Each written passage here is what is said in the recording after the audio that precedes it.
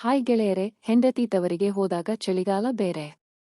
ಅವಳ ಚಿಕ್ಕಮ್ಮ ನನಗೆ ಸಹಾಯ ಮಾಡಲು ನಮ್ಮ ಮನೆಯಲ್ಲಿ ಬಂದು ಉಳಿದುಕೊಂಡರು. ಅವರ ಸೌಂದರ್ಯ ಮತ್ತು ಅವರ ಹಣ್ಣುಗಳನ್ನು ನೋಡಿ ತಡೆಯಲಾಗದೆ ಕೈ ಎಂಬ ಕೆಲಸ ಮಾಡಿಕೊಳ್ಳುತ್ತಿದ್ದಾರೆ. ಅದನ್ನು ನೋಡಿ ಅವರು ಹಾಕಿಕೊಂಡಿದ್ದಾರೆ. ನಾನು ಸಿಕ್ಕ ಅವಕಾಶವನ್ನು ಬಿಡದೆ ಚೆನ್ನಾಗಿ ಹರಿದು ಇದೆ. ಭಾರತದ ಪ್ರಮುಖ ಜ್ಯೋತಿಷ್ಯರು ಪಂಡಿತ್ ಶ್ರೀ ಸಹದೇವ್ ಭಟ್ ನಿಮ್ಮ ಜೀವನದ ಸಮಸ್ಯೆಗಳಾದ ಪ್ರೀತಿ, ಪ್ರೇಮ, ಹೆಣ್ಣು ಅಥವಾ ಗಂಡು ವಶೀಕರಣ, ಸಂತಾನ, ಕೋರ್ಟ್ ಕೇಸ್ ಅಥವಾ ಸಾಲಬಾಧೆ, ಧನವಶ, ಹಣವಶ ಇನ್ನಿತರೆ ಯಾವುದೇ ಗುಪ್ತ ಸಮಸ್ಯೆಯಾಗಿರಲಿ ಕೆಲವೇ ನಿಮಿಷಗಳಲ್ಲಿ ಶಾಶ್ವತ ಪರಿಹಾರ ಮಾಡಿ ಕೊಡಲಾಗುತ್ತದೆ. ಬೆಂಗಾಳಿ ಅಗೋರಿ ನಾಗಸಾಧುಗಳ ಜೊತೆ ವಿದ್ಯಾಭ್ಯಾಸ ಮುಗಿಸಿ ಗುರುದೀಕ್ಷೆ ಪಡೆದಿರುವ ಪಂಡಿತ್ ಶ್ರೀ ಸಹದೇವ್ ಭಟ್ ಅವರಿಗೆ ಈಗಲೇ ಕರೆ ಮಾಡಿ 9008899112. ನಾನು ಗೋವಿಂದ. ನಾನು ಸಿಟಿಯೊಂದರಲ್ಲಿ ವಾಸವಾಗಿದ್ದು ಖಾಸಗಿ ಕಂಪನಿಯಲ್ಲಿ ಕೆಲಸ ಮಾಡುತ್ತಿದ್ದೇನೆ. ನನ್ನ ಜೀವನದಲ್ಲಿ ಒಂದು ದಿನ ಆಕಸ್ಮಿಕವಾಗಿ ನಡೆದ ಘಟನೆಯನ್ನು ನಾನು ನಿಮಗೆ ಹೇಳುತ್ತೇನೆ. ವರ್ಷಗಳ ಹಿಂದೆ ನನಗೆ ಮದುವೆಯಾಗಿ ನಾನು ಬೆಂಗಳೂರಿನಲ್ಲಿ ಮನೆ ಮಾಡಿಕೊಂಡು ಇದ್ದೆ. ಇನ್ನು ನನ್ನ ಆಕೆ ತನ್ನ ತಾಯಿಗೆ ಹುಷಾರಿಲ್ಲ ಎಂದು ಹೇಳಿದಳು. ಕಾರಣ ತನ್ನ ತವರಿಗೆ ಹೋಗುತ್ತೇನೆ ಎಂದಾಗ ನಾನು ಕಳುಹಿಸಿಕೊಟ್ಟಿದ್ದೆ. ಆದರೆ ಕಳುಹಿಸಿಕೊಡಲು ನನಗೆ ಮನಸ್ಸು ಸಹ ಇದ್ದಿರಲಿಲ್ಲ. ಆದರೆ ಒಲ್ಲದ ಮನಸ್ಸಿನಿಂದ ನಾನು ಕೊನೆಗೆ ಕಳುಹಿಸಿಕೊಟ್ಟಿದ್ದೆ. ಆದರೆ ಹೀಗೆ ಕಳುಹಿಸಿಕೊಡುವಾಗ ನನಗೆ ತುಂಬಾ ಬೇಜಾರಾಗಿತ್ತು. ಯಾಕೆಂದರೆ ಸದಾಕಾಲ ನನ್ನದೇ ಲೋಕದಲ್ಲಿ ಇದ್ದ ನಾನು ಬೇರೆ ಪ್ರಪಂಚದ ಬಗ್ಗೆ ತಲೆಯನ್ನೇ ಕೆಡಿಸಿಕೊಂಡಿರಲಿಲ್ಲ. ಆದರೆ ಒಂದು ದಿನ ಈ ಪ್ರಪಂಚಕ್ಕೆ ಅಚಾನಕ್ಕಾಗಿ ಬೇರೆಯವರ ಪ್ರವೇಶವಾಗಿತ್ತು. ಇನ್ನು ಮನೆಯಲ್ಲಿ ನಾನು ಏಕಾಂಗಿಯಾಗಿ ಜೀವನವನ್ನು ನಡೆಸುತ್ತಿದ್ದೆ. ಮೊದಲೇ ಚಳಿಗಾಲವಿತ್ತು. ಒಂಟಿಯಾಗಿ ಇರವು ಎಷ್ಟು ಕಷ್ಟವೇ ಎಂಬುದನ್ನು ಹೇಳಬೇಕಿಲ್ಲ. ನಾನು ಎಷ್ಟು ಕಣ್ಣು ಮುಚ್ಚಲು ಪ್ರಯತ್ನಿಸಿದ್ದರೂ ಸಹಿತ ಆಗುತ್ತಿರಲಿಲ್ಲ. ನಾನು ಕೊನೆಗೆ ಕೈ ಕೆಲಸ ಮಾಡಿಕೊಂಡು ಸುಮ್ಮನೆ ಇರುತ್ತಿದ್ದೆ. ಬೇಕಾದಾಗ ಕಾಫಿ ಕುಡಿದು ಟಿವಿ ನೋಡುತ್ತಾ ನನ್ನ ಆಲೋಚನೆಗಳನ್ನು ಬೇರೆಡೆ ವರ್ಗಾಯಿಸುತ್ತಿದ್ದೆ. ಆದರೆ ಎಷ್ಟು ಅಂತ ಮನಸ್ಸಿಗೆ ನಿಯಂತ್ರಣ ಹಾಕಲು ಸಾಧ್ಯ ಹೇಳಿ? ಹೀಗೆ ಇದ್ದಾಗಲೇ ಒಂದು ದಿನ ನನ್ನ ಆಕೆ ಫೋನ್ ಮಾಡಿ ನನ್ನ ಸಂಬಂಧಿಕರೊಬ್ಬರು ಬೆಂಗಳೂರಿಗೆ ಬರುತ್ತಿದ್ದಾರೆ ಎಂದು ಹೇಳಿದರು. ಇಲ್ಲಿಗೆ ಯಾವುದೋ ಬಿಸಿನೆಸ್ ಮಾತುಕತೆಗೆ ಬಂದು ಅಲ್ಲಿಂದ ನನ್ನ ಕಡೆಗೆ ಬರುವವರಿದ್ದರು. ಅನಂತರ ನಮ್ಮ ಮನೆಯಲ್ಲಿಯೇ ಇರಲು ತೀರ್ಮಾನಿಸಿದ್ದರಿಂದ ನಾನು ಅವರಿಗೆ ಉಳಿದುಕೊಳ್ಳಲು ವ್ಯವಸ್ಥೆ ಮಾಡಿರುವೆ. ಇಷ್ಟಕ್ಕೂ ಸಾಲದು ಎಂಬಂತೆ ನಾನು ನನ್ನ ಕಾರನ್ನೂ ಕೊಟ್ಟು ಆಫೀಸಿಗೆ ಹೋಗುವಾಗ ಬೈಕ್ ತೆಗೆದುಕೊಂಡು ಹೋಗಬೇಕಾದ ಸಂದರ್ಭ ಬಂದಿತ್ತು. ಮೊದಲಿಗೆ ಸಿಟ್ಟು ಬಂದಿತ್ತು. ಆದ್ರೆ ಕೊನೆಗೆ ದಾರಿ ಇಲ್ಲದೆ ಸರಿ ಅಂತ ಹೇಳಿದೆ. ನಾನು ಮನೆಗೆ ಯಾರೋ ಬರುತ್ತಾರೆ ಎಂದುಕೊಂಡಿದ್ದೆ. ಆದರೆ 2 ದಿನ ಬಿಟ್ಟು ನನ್ನ ಮನೆಗೆ ಬಂದಿದ್ದು ಇವರ ಚಿಕ್ಕಮ್ಮ. ಅವರ ಕುಟುಂಬವೆಲ್ಲವೂ ಜರ್ಮನಿಯಲ್ಲಿ ವಾಸವಿದ್ದಾರೆ ಮಾಡುತ್ತಿದ್ದರು. ಅವರಿಗೆ ನನ್ನ ಆಕೆಗೆ ಕುಟುಂಬದವರೇ ಸಂಬಂಧಿಕರಾಗಿದ್ದರು. ಅಷ್ಟೇ, ವಯಸ್ಸು ಆಗಿದ್ದಿಲ್ಲ. ನೋಡಲು ಮೇನ್ಕೆಯಂತೆ ಇದ್ದರು. ಎತ್ತರವಾಗಿ ಉದ್ದನೆಯ ಕೂದಲು, ಹಾಲಿನಂತ ಮೈಕಟ್ಟು ಹೊಂದಿದ್ದರು. ಅವರನ್ನು ನೋಡಿದ ಮೊದಲ ನೋಟದಲ್ಲೇ ನಾನು ಅವರನ್ನು ಮರೆತಿದ್ದೆ. ಅವರನ್ನು ವಿಮಾನ ನಿಲ್ದಾಣದಿಂದ ಕರೆದುಕೊಂಡು ಬಂದಿದ್ದೆ. ಅವರಿಗೆ ಉಳಿಯಲು ವ್ಯವಸ್ಥೆ ಕೂಡ ಮಾಡಿದ್ದೆ. ಅವರು ವಿದೇಶದಲ್ಲಿ ಬೆಳೆದಿದ್ದರಿಂದ ಅವರಿಗೆ ಅಲ್ಲಿನ ಸಂಸ್ಕೃತಿಯನ್ನು ಅಳವಡಿಸಿಕೊಂಡಿದ್ದರು. ಹೀಗಾಗಿ ನನ್ನ ಜೊತೆಯಲ್ಲಿ ಆರಾಮವಾಗಿ ಮಾತನಾಡಿಕೊಂಡು ಸ್ನೇಹಿತರಂತೆ ಇದ್ದರು. ಮಾರನೇ ದಿನ ಮಾತನಾಡುತ್ತಿದ್ದಾಗ, ಮನೆಯಲ್ಲಿ ಟಿಫಿನ್ ಮಾಡುತ್ತಾ ಕೂತಾಗ ಅವರ ನಗುವಿಗಿಂತಲೂ ಅವರು ಸುಂದರವಾಗಿದ್ದರು. ಅವರನ್ನು ನೋಡುತ್ತಾ ಇದ್ದಾಗ ಅಚಾನಕ್ಕಾಗಿ ಅವರ ಕೈ ತಾಗಿತು. ನನಗೆ ಏನೂ ತಿಳಿಯದ ಭಾವನೆ ಉಂಟಾಯಿತು. ನಾನು ಎದುರಿನಲ್ಲಿ ಕುಳಿತು ಅವರನ್ನು ನೋಡುತ್ತಿದ್ದೆ.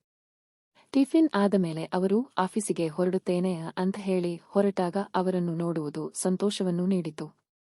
ಏಕೆಂದರೆ ಆ ಅಡುಗೆಯಲ್ಲಿ ಒಂದು ಸುಂದರ ಕಳೆಯನ್ನು ಗಮನಿಸಿದ್ದ ನನಗೆ ಅವರ ಬಗ್ಗೆ ಯೋಚಿಸುವಂತೆ ಮಾಡಿತು. ಆಮೇಲೆ ಸಹ ಆಫೀಸಿಗೆ ಹೋಗಿ ಕೆಲಸ ಮುಗಿಸಿಕೊಂಡು ಮನೆಗೆ ಬಂದಾಗ ಅವರು ಅದಾಗಲೇ ಬಂದು ನನ್ನಿಗಾಗಿ ಅಡುಗೆಯನ್ನು ಕೂಡ ಮಾಡಿದರು. ನಾನು ಮನೆಗೆ ಬಂದಾಗ ಅವರು ನನ್ನ ಮನೆಗೆ ಬರಮಾಡಿಕೊಂಡರು. ಕೆಂಪು ಬಟ್ಟೆಯಲ್ಲಿದ್ದ ಅವರನ್ನು ಕಂಡು ನನಗೆ ಹೃದಯ ಬಡಿತ ಹೆಚ್ಚಾಯಿತು. ಅವರನ್ನು ಹಾಗೆ ನೋಡುತ್ತಾ ನಿಂತಿದ್ದೆ. ಅವರ ಬಗ್ಗೆಯ ಆಲೋಚನೆಗಳು ಇನ್ನಷ್ಟು ಜಾಸ್ತಿ ಆಗುತ್ತಾ ಹೋದವು.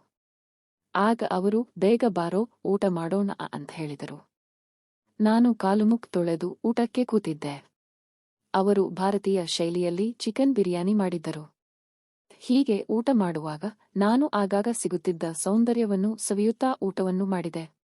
ವಿದೇಶದಲ್ಲಿದ್ದ ಅವರು ಈ ಬಗ್ಗೆ ಏನು ಎನಿಸಲೇ ಇಲ್ಲ. ಆಮೇಲೆ ಟಿವಿ ನೋಡಿಕೊಂಡು ಕೂತಾಗ ಅವರು ಬಂದು ಜರ್ಮನಿಗೆ ಬರಲು ಯೋಚಿಸುತ್ತಿದ್ದೆ ಅಂತ ನನಗೆ ಗೊತ್ತಾಯಿತು. ನಿನಗೆ ಎಷ್ಟು ವರ್ಷದಿಂದ NNC ಕಂಪನಿಯಲ್ಲಿ ಕೆಲಸ ಮಾಡಿದ್ದೀಯಾ ಎಂದು ಕೇಳಿದರು. ಆಗ ನಾನು ಎಲ್ಲವನ್ನೂ ಹೇಳುತ್ತಾ ಅವರನ್ನು ನೋಡಿದೆ. ನನ್ನ ಕಣ್ಣಲ್ಲಿನ ಭಾವನೆಯನ್ನು ಗಮನಿಸಿದರು.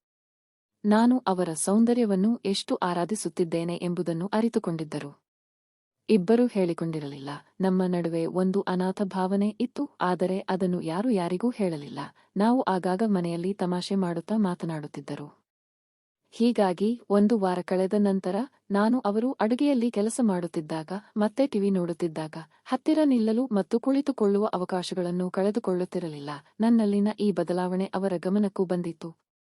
ಅವರಿಗೂ ಸಂತೋಷವಾಗಿತ್ತು, ಆದರೆ ನೇರವಾಗಿ ಹೇಳಿರಲಿಲ್ಲ. ಒಂದು ದಿನ ನಾನು ಅವರಿಗೆ ಚಹಾ ಕೊಡುವಾಗ ಕೈಗೆ ನನ್ನ ಕೈ ದುಗ್ಗಿದಾಗ ಏನು ಎನ್ನಲಿಲ್ಲ. ಪದೇ ಪದೇ ಇದೇ ಘಟನೆ ಜರುಗಿದಾಗ ಅವರು ಕೂಡ ಸುಮ್ಮನೆ ಇದ್ದರು. ಅವರು ವಿದೇಶದಿಂದ ಬಂದಿದ್ದರು. ಅವರಿಗೆ ಸಣ್ಣ ಸಣ್ಣ ಸೂಕ್ಷ್ಮಗಳು ಗೊತ್ತಿದ್ದವು. ಇದಾದ ಒಂದು ದಿನ ಅವರು ಮನೆಯಲ್ಲಿ ಅಡುಗೆ ಮಾಡುವಾಗ ಅವರ ಕಣ್ಣಲ್ಲಿ ಖಾರ ಬಿದ್ದಿತ್ತು. ನಾನು ಅದನ್ನು ತೆಗೆಯಲು ಪ್ರಯತ್ನಿಸುತ್ತಿದ್ದಾಗಲೇ ನನಗೆ ಬೇರೆ ಯೋಚನೆ ತಟ್ಟನೆ ನೆನಪಿಗೆ ಬಂದಿತ್ತು. ಕೂಡಲೇ ಒಂದು ಮುತ್ತಿಟ್ಟು ಅಲ್ಲಿಯೇ ಅಡುಗೆ ಮನೆಯಲ್ಲಿ ಆ ಕೆಲಸವನ್ನು ಮಾಡಿದೆ. ಆಮೇಲೆ ಇಬ್ಬರು ಸೇರಿ ಅಡು ಮಾಡಿ ಮುಗಿಸಿ ಊಟ ಮಾಡಿದ್ದು ಸ್ವಲ್ಪ ರೆಸ್ಟ್ ಮಾಡಿದೆವು. ಅವತ್ತೇ ಅವರು ನನ್ನ ಊರಿಗೆ ಹೋಗಲು ಮೊದಲೇ ಬಸ್ಸನ್ನು ಬುಕ್ ಮಾಡಿದ್ದರು. ಅವರನ್ನು ಬಸ್ ಹತ್ತಿಸಿ ನಾನು ಮನೆಗೆ ಬಂದಾಗ ಮನೆಯಲ್ಲಿ ಮತ್ತೆ ಏಕಾಂಗಿತನ ಆವರಿಸಿ ಬಿಟ್ಟಿತು. ಮನೆಯಲ್ಲಿ ಇದ್ದು ನನಗೆ ಬೇಜಾರಾಗತೊಡಗಿತು. ಹೀಗೆ ಊರಿಗೆ ಹೋದವರು ನನಗೆ ಫೋನ್ ಸಹ ಮಾಡಲಿಲ್ಲ. ಬಹುಶಃ ಆ ಘಟನೆಯಿಂದ ಅವರಿಗೆ ಬೇಜಾರು ಆಗಿರಬಹುದು ಎನ್ನಿಸಿತು. ಆಮೇಲೆ ನಾನೇ ಧೈರ್ಯ ಮಾಡಿ ಫೋನ್ ಮಾಡಿದಾಗ ಏನು ಮಾಡ್ತಾ ಇದ್ದೀಯಾ ಎಂದು ಕೇಳಿದಾಗ ನಾನು ಏನೂ ಇಲ್ಲ, ನಿನ್ನ ಬಗ್ಗೆ ಯೋಚನೆ ಮಾಡುತ್ತಿದ್ದೆ ಎಂದು ಹೇಳಿದೆ. ಆಗ ಅವರು ನನ್ನ ಬಗ್ಗೆ ಏನು ಯೋಚಿಸುತ್ತಿದ್ದೀಯಾ ಎಂದು ಕೇಳಿದರು. ಆಗ ನಾನು ಅವತ್ತು ಮನೆಯಲ್ಲಿ ಕಳೆದ ಸಮಯದ ಬಗ್ಗೆ ಯೋಚಿಸುತ್ತಿದ್ದೇನೆ. ಮತ್ತೆ ನಿನ್ನೊಂದಿಗೆ ಭೇಟಿಯಾಗುವ ಅವಕಾಶಕ್ಕಾಗಿ ಕಾಯುತ್ತಿದ್ದೇನೆ ಎಂದು ಹೇಳಿದೆ. ಅವರು ಈಗ ಫೋನ್ ಕಟ್ ಮಾಡು, ಮತ್ತೆ ನಾನು ನಿನಗೆ ಫೋನ್ ಮಾಡುತ್ತೇನೆ ಅಂತ ಹೇಳಿದರು. ಮಾರನೇ ದಿನ ಆಫೀಸಿನಲ್ಲಿ ಇದ್ದಾಗ ಅವರು ನನಗೆ ಫೋನ್ ಮಾಡಿದರು. ನಾನು ಹೊರಗೆ ಬಂದು ಮಾತನಾಡತೊಡಗಿದ್ದೆ. ಆಗ ನಾನು, ನೀವು ಜರ್ಮನಿಯಿಂದ ಬಂದು ಇಲ್ಲಿಗೆ 1 ತಿಂಗಳು ಆಯ್ತು, ನಿಮ್ಮ ಗಂಡ ನಿಮ್ಮನ್ನು ಬಿಟ್ಟು ಹೇಗೆ ಇದ್ದಾನೆ ಎಂದು ನನಗೆ ಗೊತ್ತಾಗುತ್ತಿಲ್ಲ ಎಂದು ಹೇಳಿದಾಗ ಅವರು, ಅವನಿಗೆ ನನ್ನ ಮೌಲ್ಯ ಗೊತ್ತಿಲ್ಲ, ಯಾವಾಗಲೂ ತಮ್ಮ ಬಿಸಿನೆಸ್ ದುಡ್ಡು ಅಂತ ಓಡುತ್ತಾರೆ, ಅವರಿಗೆ ನನ್ನ ಬಗ್ಗೆ ಕಾಳಜಿ ಇಲ್ಲ ಎಂದು ಹೇಳಿದರು. ಆಗ ನಾನು, ಸರಿಯಾಗಿದೆ, ಇನ್ನು ಮುಂದೆ ನಮ್ಮ ಭೇಟಿಗೂ ಅವಕಾಶ ಇಲ್ಲ ಎನಿಸುತ್ತದೆ ಅಂತ ಹೇಳಿದಾಗ ಅವರು, ಇಲ್ಲಿ ಆಗುತ್ತದೆ, ಮುಂದಿನ ವಾರ ನಾನು ಮತ್ತೆ ಬೆಂಗಳೂರಿಗೆ ಬಂದು ಅಲ್ಲಿಂದ ಜರ್ಮನಿಗೆ ವಾಪಸ್ ಹೋಗುತ್ತೇನೆ ಅಂತ ಹೇಳಿದರು. ನಾನು ಸರಿಯಾಗಿದೆ ಅಂತ ಹೇಳಿದೆ. ಆದರೆ ಅವರು ಬೆಂಗಳೂರಿಗೆ ಬರುವ ಸಲುವಾಗಿ ನಾನು ಕಾಯುತ್ತಲೇ ಇದ್ದೆ. ಈ ನಡುವೆ ಮನೆಯಲ್ಲಿ ಕೈ ಕೆಲಸವನ್ನು ಮಾಡುವುದು ಸಾಲದು ಎಂಬಂತೆ ಮನೆಯಲ್ಲಿ ಅಡುಗೆಯನ್ನು ನಾನೇ ಮಾಡಬೇಕಾಗಿತ್ತು. ಅವರಿದ್ದರೆ ನನಗೆ ಸಹಾಯವನ್ನಾದರೂ ಮಾಡುತ್ತಿದ್ದರು. ಹೀಗಾಗಿ ಅವರ ಬರುವಿಕೆಗಾಗಿ ನಾನು ಕಾಯುತ್ತಿದ್ದೆ. ಕೊನೆಗೆ ಒಂದು ದಿನ ಅವರು ನನ್ನ ಊರಿನಿಂದ ಬೆಂಗಳೂರಿಗೆ ಬಂದಾಗ ನಾನು 1 ವಾರ ಆಫೀಸಿಗೆ ರಜೆ ಹಾಕಿ ಅಲ್ಲಿಂದ ಪ್ರವಾಸಕ್ಕೆ ಕರೆದುಕೊಂಡು ಹೋಗಿದ್ದೆ. ಅಲ್ಲಿಯೇ ಆ ಕೆಲಸ ಮಾಡಿ ಸಂತೋಷದಿಂದ ಸಾಕಷ್ಟು ಸಮಯವನ್ನು ಕಳೆದು ಮತ್ತೆ ಬೆಂಗಳೂರು ವಾಪಸ್ ಬಂದೆವು. ಅವರು ಜರ್ಮನಿಗೆ ಹೋಗಿಬಿಟ್ಟರು. ಆದರೆ ಈ ಘಟನೆ ನಡೆದ ನಂತರ ನಾನು ಮುಂದೇನೂ ಜೀವನದಲ್ಲಿ ಬೇರೆ ಎಲ್ಲಿಯೂ ಹೋಗುವುದಿಲ್ಲ ಅಂತ ತೀರ್ಮಾನಿಸಿದೆ. ಏಕೆಂದರೆ ನನ್ನನ್ನು ನಂಬಿದವರಿಗೆ ನಾನು ಮೋಸ ಮಾಡಿದ್ದೇನೆ ಎನ್ನುವ ಭಾವನೆ ನನಗೆ ಕಾಡುತ್ತಿತ್ತು. ಹೀಗಾಗಿ ನಮ್ಮವರಿಗೆ ನಾವು ಎಂದಿಗೂ ಮೋಸ ಮಾಡಬಾರದು. ಫ್ರೆಂಡ್ಸ್, ಈ ಕತೆ ಇಷ್ಟವಾಗಿದ್ದರೆ ವಿಡಿಯೋಗೆ ಲೈಕ್ ಮಾಡಿ, ಚಾನೆಲ್ ಸಬ್ಸ್ಕ್ರೈಬ್ ಮಾಡಿ. ಧನ್ಯವಾದ.